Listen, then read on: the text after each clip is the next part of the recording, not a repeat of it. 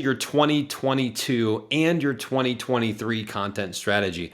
Originally, I had your 2023 content strategy, and the last thing I wanted to do was give people a reason to push it off until 2023.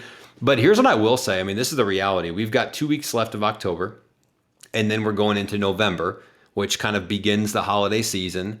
December definitely is deep in the holiday season. And then literally before you know it like that, it's all of a sudden now it's Christmas, Hanukkah, New Year's, all that good stuff. So my point with all of this is if you're not starting to put it together and actually put it in action now, you're going to be late to the game coming into January. And for some people, it's starting from scratch. From some people, it's like, hey, I'm at level 2. I want to go to level 3 or level 4.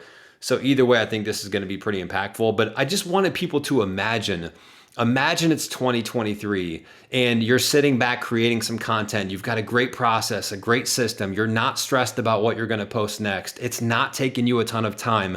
You're seeing inbound leads. You're seeing opportunities for speaking engagements, to have guests on your podcast. You're winning business and revenue. You're getting invited to conferences and invited to speak at virtual events. Imagine all of this happening and you're not spending all day creating content. You've just got a really good strategy mixed with a really good workflow and process. I just want people to see that. You got to picture that future because it is possible. But of course it takes work. Of course it takes intention. Of course it takes consistency. But that's what you should be thinking about when you envision 2023. You need to say, man, I really envision that people are going to be knocking on my door. People are going to be hunting me down. I'm going to start attracting my ideal customer, my dream clients to me. I'm going to start getting some of those speaking events and engagements that I haven't been able to get before because I don't know people like that, right? I'm going to get those people to ask me to be on their podcast, ask me to come speak at their virtual or in-person event. That's the power of content. But again, you've got to have a good strategy and you've got to have a good workflow. And so that's what we're going to talk about today. I actually had this whole thing prepared and I was like, I'm going to go through this and this and this. And I was like, you know what? I'm just going to show people and you guys my diagram and my workflow. And I'm going to kind of go through the strategy. Just think it'll be more fun. It'll be more engaging. It'll probably be faster. And then at the end, we'll just get the questions. At the end, we'll just say, hey, when you were showing this, this, and this, got a question on that. Okay. So the first thing is when we look at content and creating a strategy, you have to think about what's the purpose of putting out content. And when you ask that question, a lot of people are like, well, it's to educate, it's to entertain, it's to do this, it's to, brand awareness, it's to get attention. And I just think those answers are not right. I mean, at the end of the day, it's very clear what we're trying to do with content in most cases. We're trying to capture demand, create demand, and then convert to customers and revenue. It is that simple.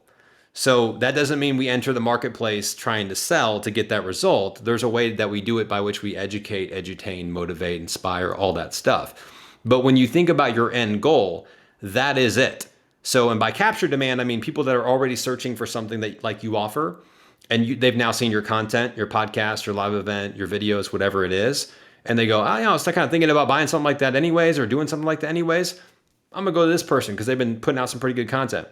Creating demand is going out in the marketplace and actually shifting people's perspective and get them to say, I wasn't thinking about doing that, or my perspective wasn't like that. But now that I've seen your content, I'm actually starting to think about this, right? So that might be you. Maybe you're on the call now and you're like, or listening to this on a podcast and you're like, I wasn't probably going to put together a content strategy to finish the year and go into 2023 with some freaking momentum. But since I've been watching your content and your videos and now I'm on listening to the podcast or watching the live event live, now I probably will. That's demand that we just created. Now, if anyone's going to need a solution or someone to walk them through that or need video editing or social media management, chances are I'm going to be a pretty good candidate that they might select to work with.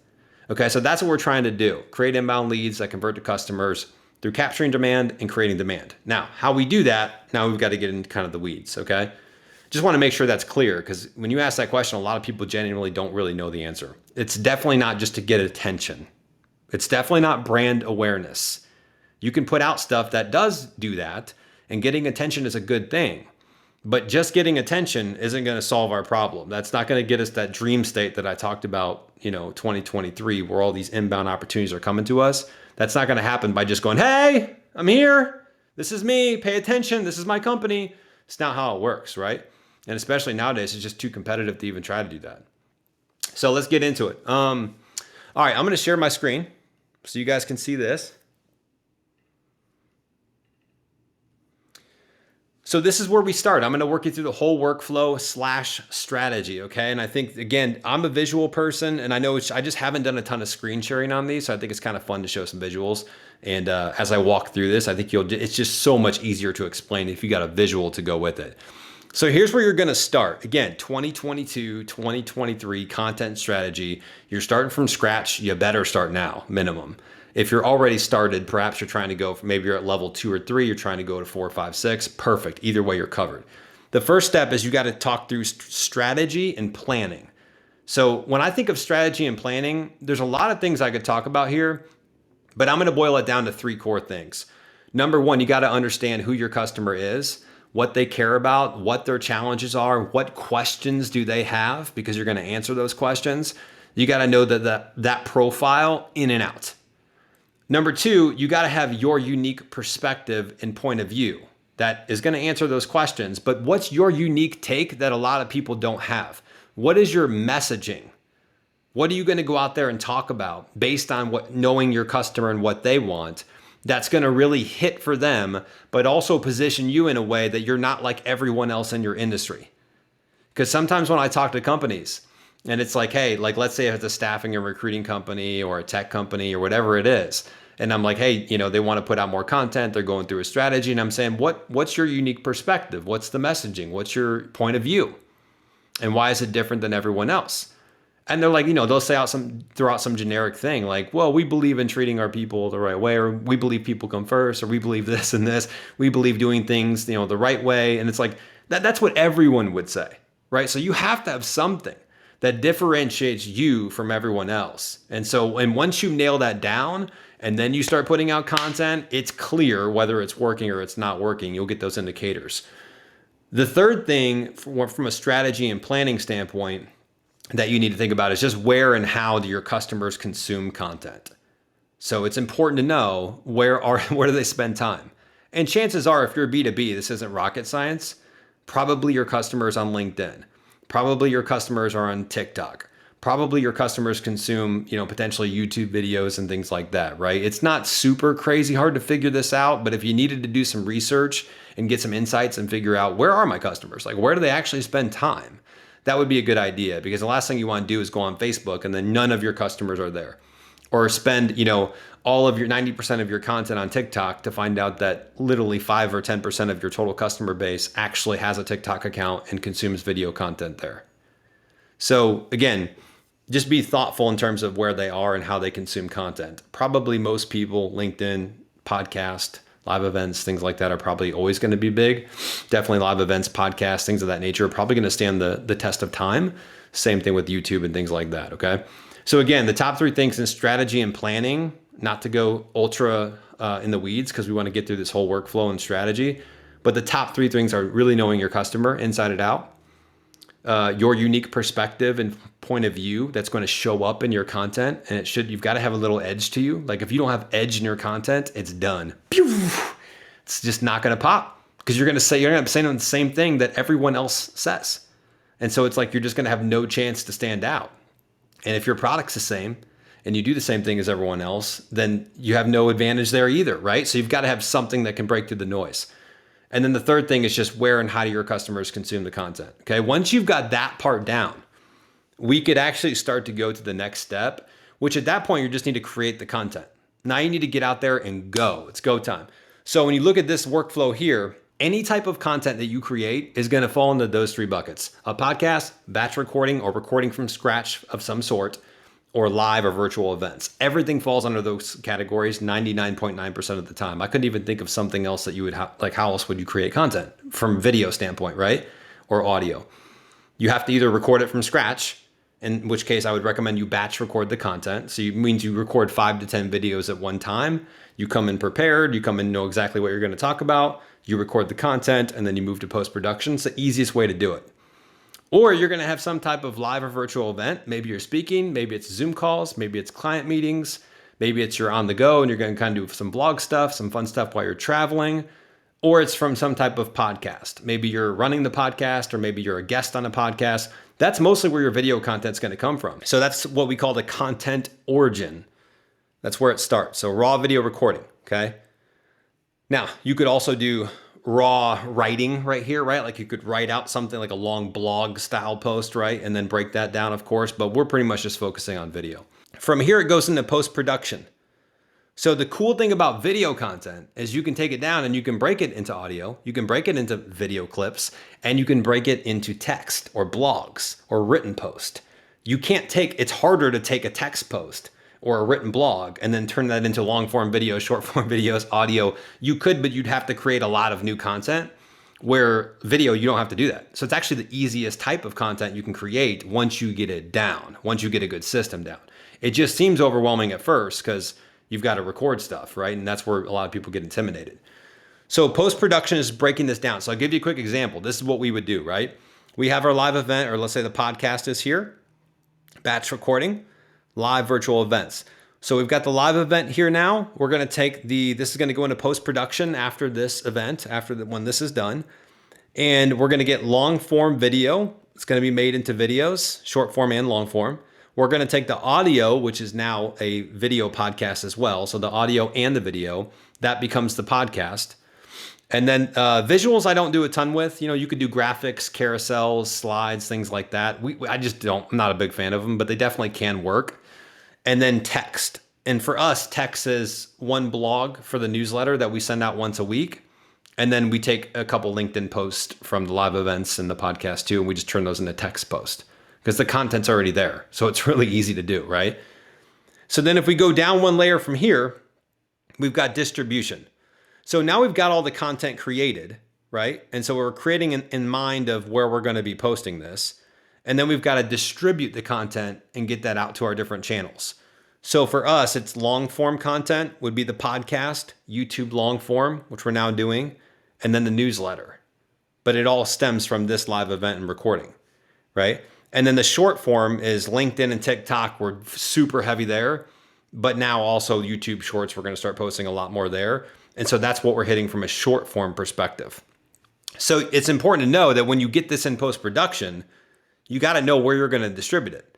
Because if you're getting post-production and you're getting the videos back and they're square videos or horizontal videos, and then your plan is to take those videos and put them on LinkedIn or TikTok or YouTube Shorts or Instagram Reels, it's going to be tough, right? It's not formatted the right way. The same thing if you're trying to do vertical videos and you're turning the vertical into a long form YouTube, well, it needs to be horizontal, right? So you got to think about the post-production, build out this whole chart, and then kind of reverse backwards and make sure that it makes sense. But that's the setup. And then from here, guys, all we're doing from here is gathering insights and repeating the process and going right back up to the top. So this is why it's so important to take action pretty quickly. Once you get the strategy and the workflow down, you just got to take action, because the only way you're really going to truthfully know is by putting out the content and seeing how your audience reacts. And you're going to look for qualitative feedback. What are people saying? Are they showing up? Are they providing good feedback? Are they commenting? Are they sending you DMs saying, man, that was really impactful. Thanks so much for doing that. Or thanks for that video. And then quantitative should follow. That's the numbers. That's the engagement, views, inbound leads, things like that. Okay, so if you're not getting that, you're gathering insights and you're going, no one's really listening to this. No one's giving us any feedback. Maybe we've asked some people that have consumed the content that we know and trust, and they're saying, hey, it wasn't really, I just didn't really get a lot out of it. It wasn't super clear. It was kind of confusing. There wasn't really an attention getter. Well, then we got to take those insights, and we go back up to the top to do strategy and planning, and we rework this.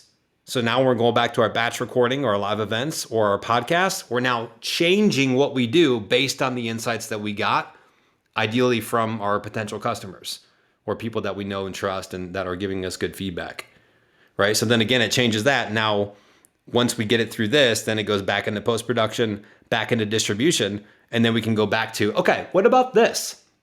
First one, first round or first campaign, the first couple months, didn't really hit that well. We gathered the insights, we put it back through the process. We've now got the content out for the next 2 months. Did this hit? Yes, this did. Cool. Well, now we know, hey, that first stuff we put out, the reason it didn't hit is X, Y, and Z. And now we know this stuff is because of X, Y, and Z. Let's continue down this path. Let's continue to innovate and continue to get better and improve and continue to get the insights. But at least you know you're on track, probably with your messaging, with the way you're putting out content, the formats, things of that nature. That's it, ladies and gentlemen. So let's get into some questions. Either on this, the way I always do questions is you can ask questions based on what we just talked about, or if something else triggered as I was going through all this and you want to ask about that, I'm perfectly happy to do that too. TikTok versus LinkedIn versus YouTube Shorts. As you know, for me, LinkedIn has done pretty well. Seems to be the best thing. That's an understatement, yeah. Has been on point. TikTok has not done well for me. I mean, I just really started it, but I don't know if you have any insights on boosting TikTok and YouTube Shorts as well. I don't know if it transfers, one platform you're doing well on LinkedIn, but maybe you form short and TikTok and YouTube Shorts if you have an insight.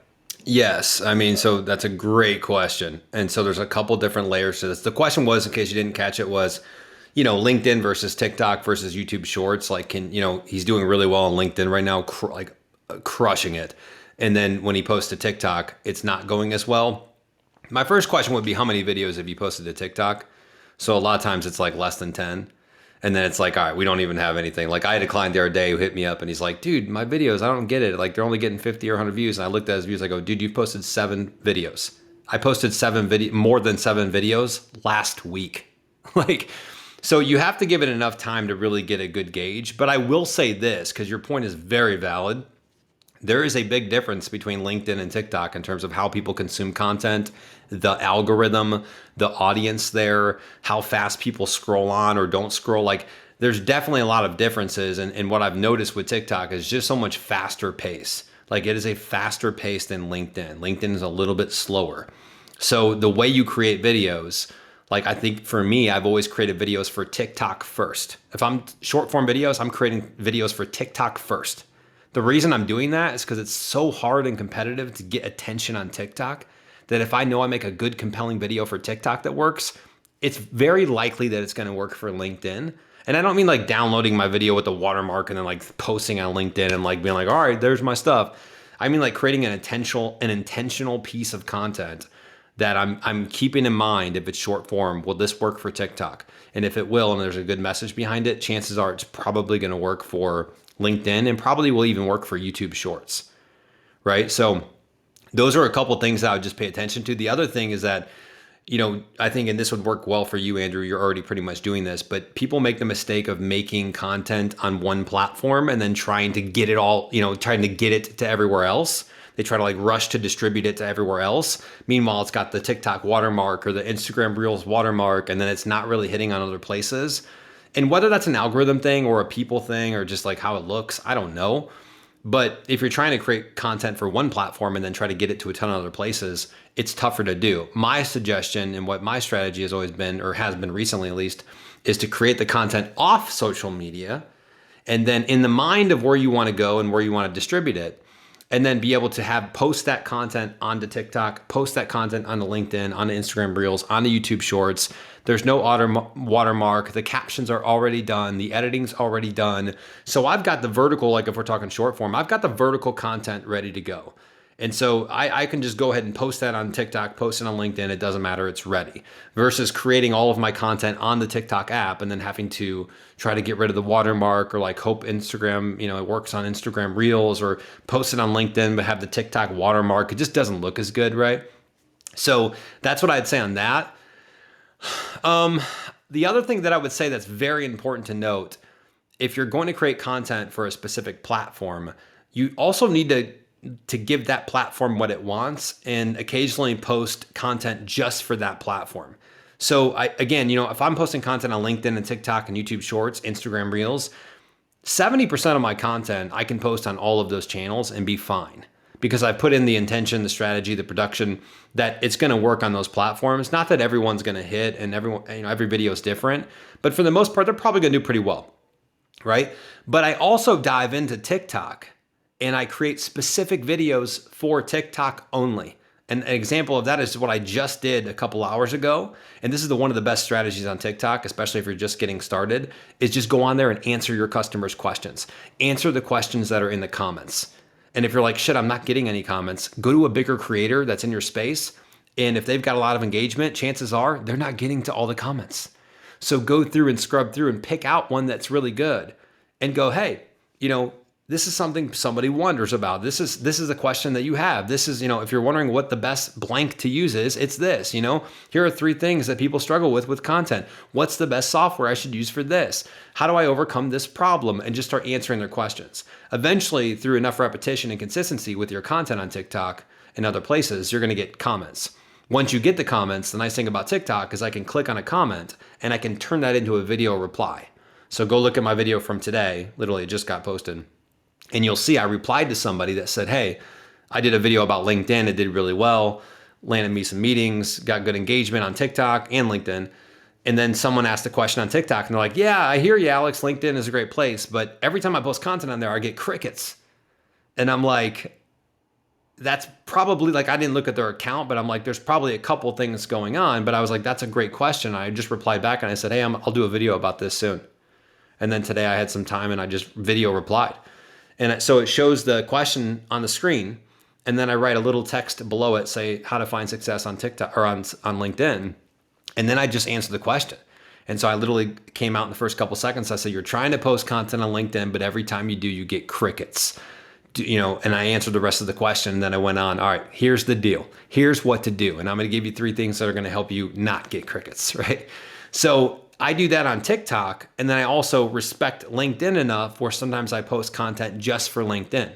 So today's an example of that too, where I posted a picture post of me, and then I had a text to go with it, and it was a good message, and it did well, and it was talking about scheduling your post and creating a process for that.